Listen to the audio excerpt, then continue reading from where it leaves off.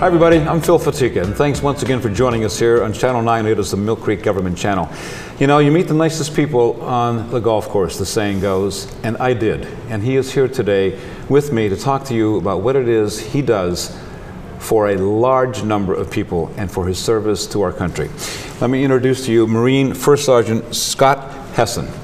Scott, thanks for joining us. Thanks for having me, sir. And don't ever play golf against this guy because he'll beat you.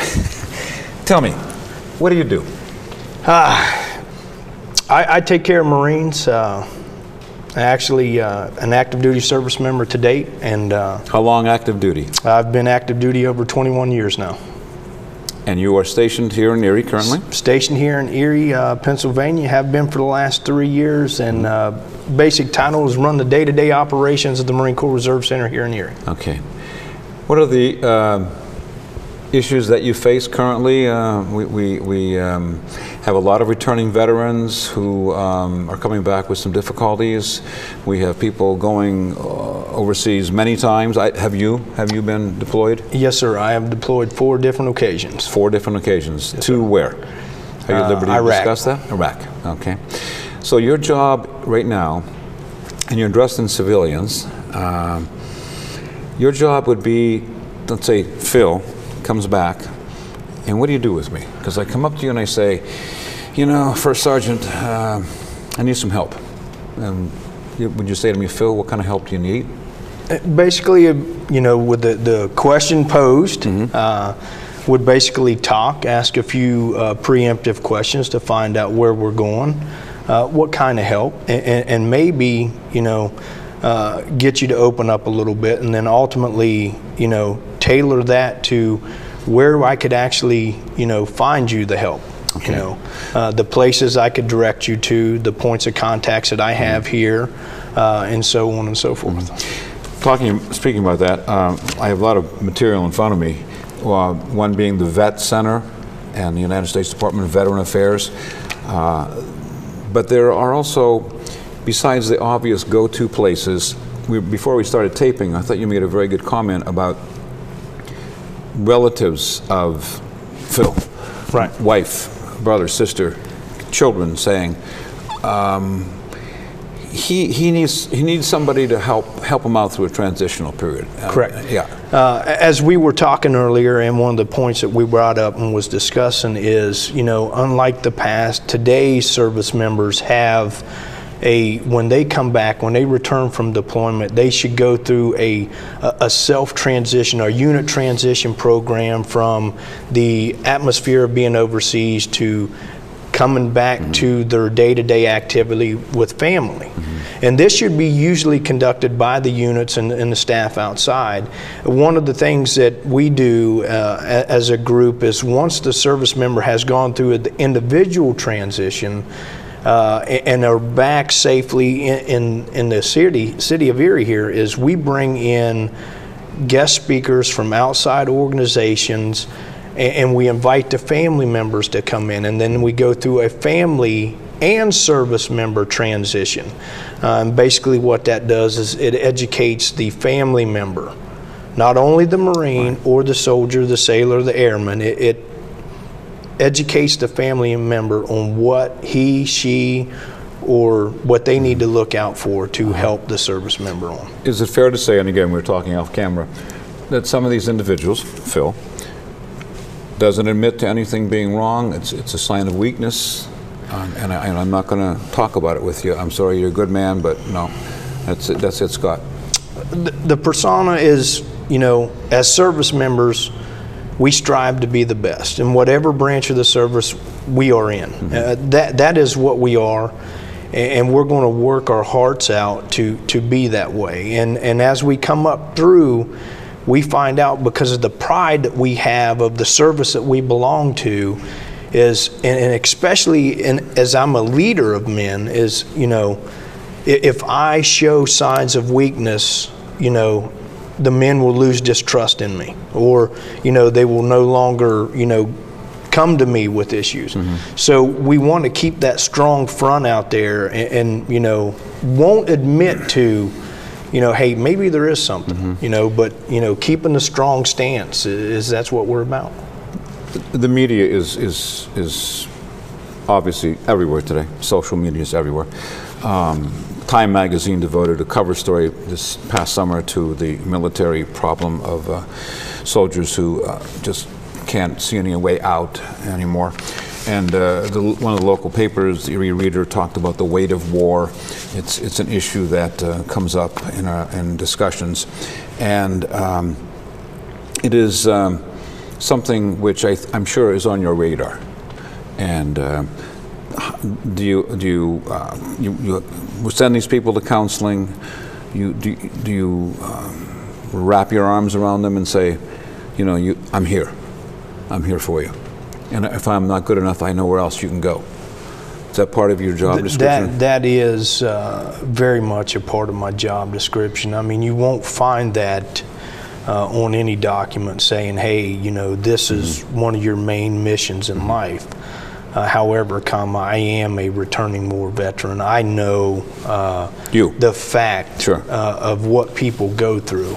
And I also know the struggles of, talking to somebody where you have never met. So it's not just we identify and then we pass you along to somebody else. That is not the case. It is it's identified, we seek help, we get you into help, and then we follow that through. And then ultimately, we welcome you back in the fold. It's once you've identified that, hey, or admitted to that this is an issue, you're not shunned. You're not, put out to pasture, as some would say, or forgotten. You will be helped, stepped, guided, and followed thoroughly through. As well as, the time for you to come back and the adjustment phase of back and, hey, we're ready to go, good to go, green light, let's move forward. Popular culture shapes its attitude, I think, towards the military. What is the perception, at least? Coming out of World War II, the movies or even during World War II, the movies ground out all kinds of publicity for the war bonds, and everybody sacrificed. And I'm old enough to know my parents did these things. You had coupons and gas rationing, and I know those things. And then after the war, this movie was made called The Best Years of Our Lives, where the 4 people came back, and it wasn't the way they left it. The one gentleman had no arms. And he was perceived, at least he thought he was perceived as being freakish and different. I'm not a whole man anymore. Fast forward to the Vietnam era, where you get The Deer Hunter, Apocalypse Now, Full Metal Jacket. You get that view of war. I can't right now think of a movie that is current, that is so current in the last 10 years or so, that really becomes a seminal post upon which people hang their thinking. But how do you play into that, with the media shaping people's perception of what it is you do or don't do? Long question. That's a long question, and I'll try to define the answer to. Things have changed from your original start of that question, World War II, Vietnam, to today. Media does play into it. But for each of us, I would say we could revert that back to sort of a puffery of advertising, where it's exaggerated a little bit. Not saying each one of us will take our own accounts, and every movie we've ever sat down and watched, it's easy for me to, oh yeah, that's real, that almost mimics it. And then there's some of the stuff you see that's completely outrageous, completely like, whoa. Right. G.I. Jane. Well, G.I. Joe. Right, but you see, it's like my son coming to me now, Dad, I got this gun on this video, and I'm sitting there thinking, yeah, no, we don't have that. It's not, but we relate to that. I mean, we can take bits and pieces from a movie and say, yeah, that stuff does exist, and then a lot of it was exaggeration, or that movie really did hit home. And I think for each era, depending on the movie, some people may agree that that was identical to what it was. Patton still resonates with people as one of the best war movies ever made. Ranks in the top 10. I think I can agree to that. Did they not living that, but reading the history. Did they get it right? I thoroughly think that is probably one of the top Yeah. You know, I'm not a movie critic by any means, but do love that movie. Okay. Let's talk about you for a second. How did you get to be First Sergeant Scott Hessen, Purple Heart winner, recruiter, Marine, Semper Fi, 4 trips to Iraq? 4. You started where, born where, and I was came born, along the timeline where? I love your accent. I was born in the state of Ohio, Marietta, Ohio. Oh, just over the border. Yeah, in 1972. Celebrated my 40th birthday on the 17th of this month. You look 23. Oh, thank you. You're built like you're 23 too. I moved my high school years. I finished in the great state of West Virginia, which, you know, is my home of record. I passed up going to college to join the service. I chose to join the Marine Corps fresh out of high school, and then 21 years later, I find myself in Erie, Pennsylvania. The time has flown. And you have a family? You're married? You have a family? I have a son. Okay. Me and my son both reside in Erie, PA. Okay, great. Let's talk about the other aspect of your job. Do you actually recruit? Do you go into the high schools or colleges at all? No, nope. That's another component that somebody else does. Completely, and if you go back to the storied 21-year career from 1998 to 2001, yes, I did. I recruited out of Atlanta, Georgia. Okay. You got a delicious accent there. You got a southern accent. 21 years have spent from Virginia to North Carolina, so 18 years, because I've been up here for about 3. So. Okay. So you've adjusted to the mild winters we have, and no complaints about the no complaints. I love shoveling snow. One day 80. Love it. We were talking too before we were taping that one of the great things that you do is your outreach to the community. People identify with this very strongly with Toys for Tots. I got that right? Yes, sir. And it's coming into, as we tape, it's coming into your season for those kinds of things. How did that ever develop? Where did the Marine Corps ever say, we're going to own that? Well, this all started over 60 years ago with a major and his spouse in Los Angeles County, California, who had made a handmade doll. And you know what, as she was looking around, she was like, you know what, we should take this and donate it to somewhere. Well, they looked everywhere and there wasn't a place that was doing this. So this young reserve major took this doll with his spouse and went into his commanding officer at the time and said, hey, I got an idea. You know, so they started collecting up toys, and then they started, you know, pushing them out and giving them to different places in Los Angeles County, California, and then that has progressed from that one individual and his wife creating this with the Marine Corps to we've grown to over 456 locations nationwide with the Marine Corps Toys for Tots Foundation located in Triangle, Virginia. Okay.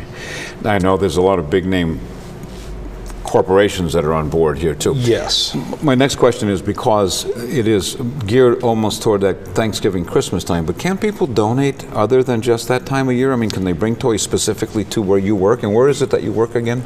My office is currently located at 3938 Old French Road, directly behind the Veterans Hospital.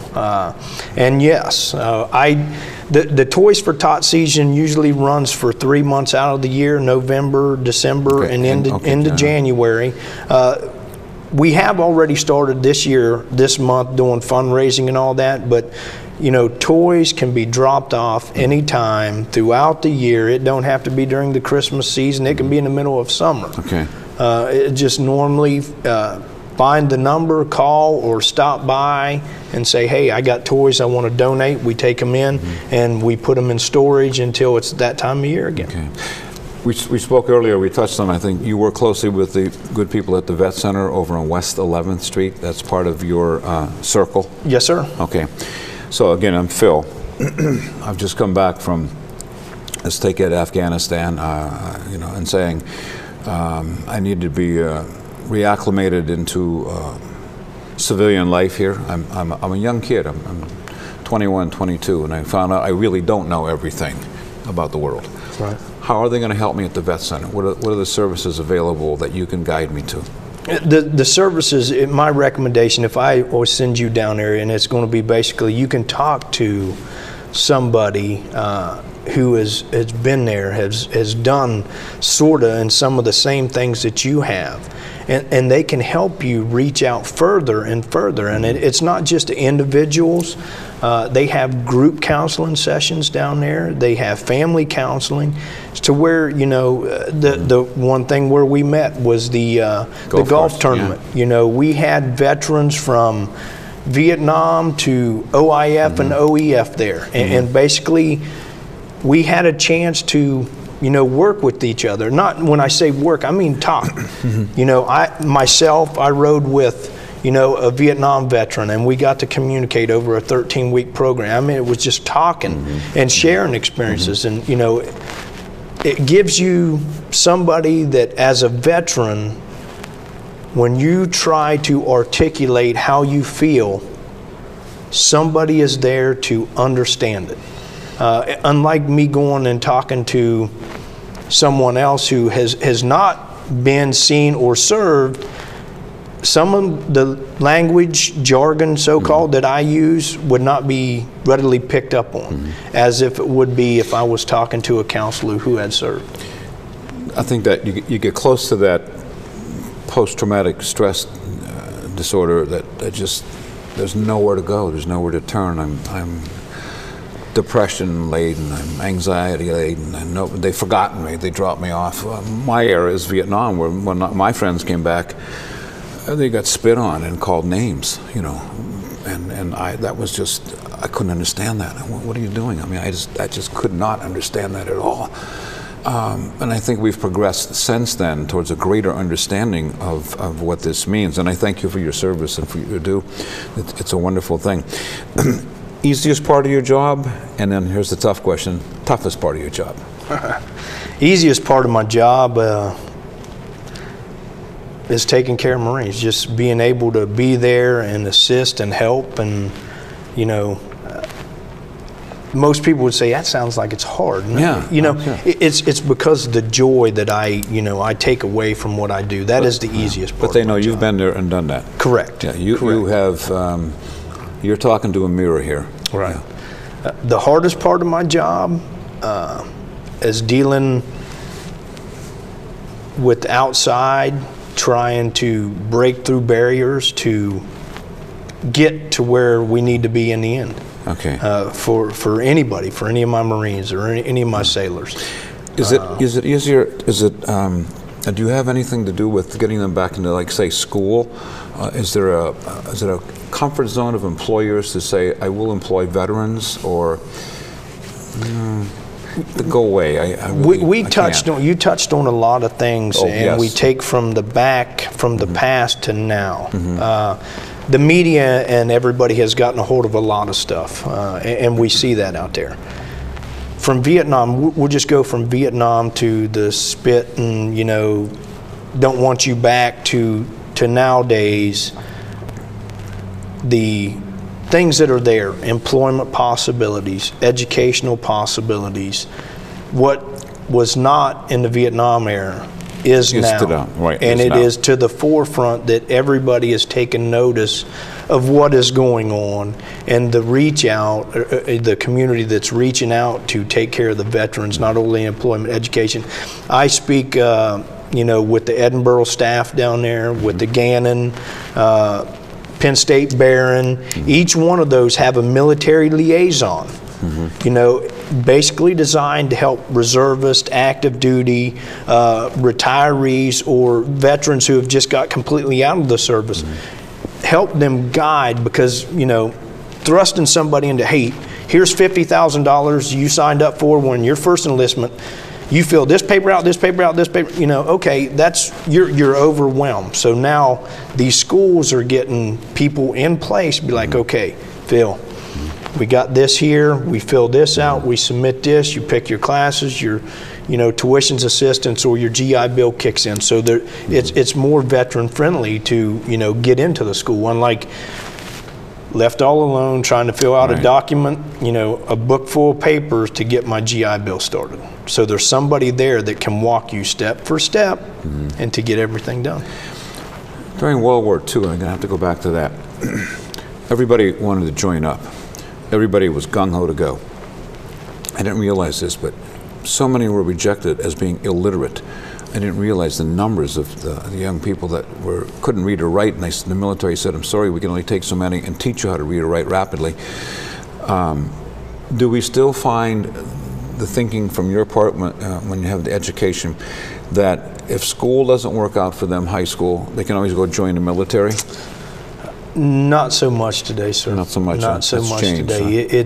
It's got to the point now to where, you know, as any young, inspiring student to graduate high school wants to go on and seek employment in the outside world, you know, it's going to be looked at, did you graduate high school? Did you have a diploma? Do you have, what was your GPA? So on and so forth. And that today, the military still holds true to high school diploma, high school graduate, you know, and they go through the whole thing. And now, I won't say because you didn't graduate high school that you could not get into the military. However, without a general education diploma, or college credits with that general education diploma or a high school diploma, it's going to be very, very hard for you to, you know, serve. I thought of a movie that might be one of the seminal movies a couple years ago, The Hurt Locker, where the gentleman's job is to go and, did you ever see that movie? Disarm, was that a little Hollywood dramatic? It sold a lot of tickets. It sold a lot of tickets. It was a good movie. Like I said, I have been there. So it was one of those where I said, yep. And there was parts where I said, no. Yeah. So it was a good movie, though. Okay. It was entertaining, yes. It was very entertaining. This is, again, First Sergeant, Marine First Sergeant Scott Hessen. He is deployed here in Erie at the right behind a Veterans Hospital on 39th and Old French Road. And we've got a couple of minutes left. Tell everybody what you need and how they can help you do your job easier. Well, the reason why I'm here is, you know, I wanted to get the word out to the veterans. We need to take care of our own as well as family that needs to help out and take care, and point out 3 locations that, you know, the family can use and the veteran can use is, and we talked about one, if not both, 2 of them here, was the Erie County Veterans Affairs Office at the courthouse. We have the Vet Center on 11th Street, and you also have the VA Medical Center on 38th Street. And there is, if you look it up, there is an eligibility hotline that you can call for veterans that are unaware of what they rate. Right. You know, they can actually call that eligibility hotline and be told, hey, you rate this, this, this, and this. But ultimately, to get the word out, to pass a message, you know, to help us all is veterans need to take care of veterans, the buddy system. Even American Legions, which American Legions, VFWs, right, VFWs, everywhere. Right. Yeah, you know, you walk into a friendly territory. Yes, yeah. And very much so. Okay, Scott, so, thanks. Phil, I gotta shake your pleasure. hands. Yes, sir. Thank you, buddy. Yes, sir. Thanks everybody for being with us. When you can help out this gentleman, please do. Until next time, take care.